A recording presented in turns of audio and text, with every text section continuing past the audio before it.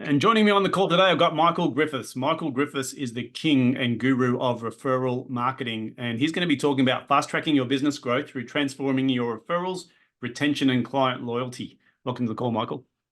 Thank you very much, sir. Very excited to be joining you guys, and in particular, just showing you some pretty simple frameworks, and more importantly, getting you out of your logical brain, because it's the thing that's stopping you from getting referrals.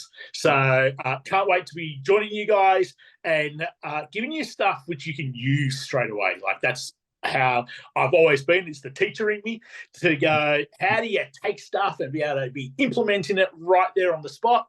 And that's what I'm most excited about. Yeah. So, I mean, you talked about this whole idea of getting outside of your own head, because people think referrals is something you ask for, right? And we should be asking more, but I don't think that's your approach to this. Can you give us a bit of an insight as to what you're going to be covering? Yeah, I think there's two big things, or two big myths out there. People only refer if I incentivize them. Rubbish. Like, people don't refer because you incentivize them. People refer simply because they can tell you care about them. See, most people go, well, my clients refer if I do a really good job.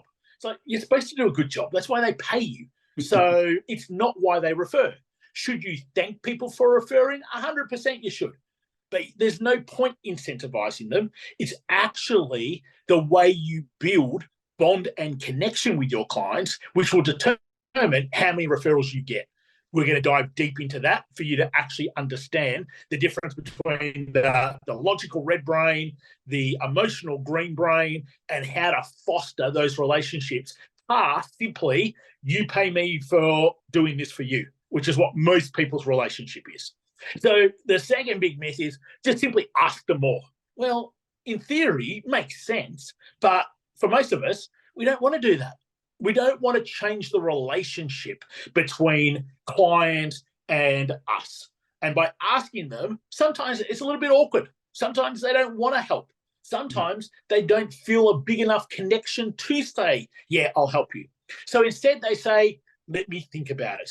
And let me think about it is code for, you know what, I don't actually feel this big enough bond between us that I want to put my name on the line in helping you.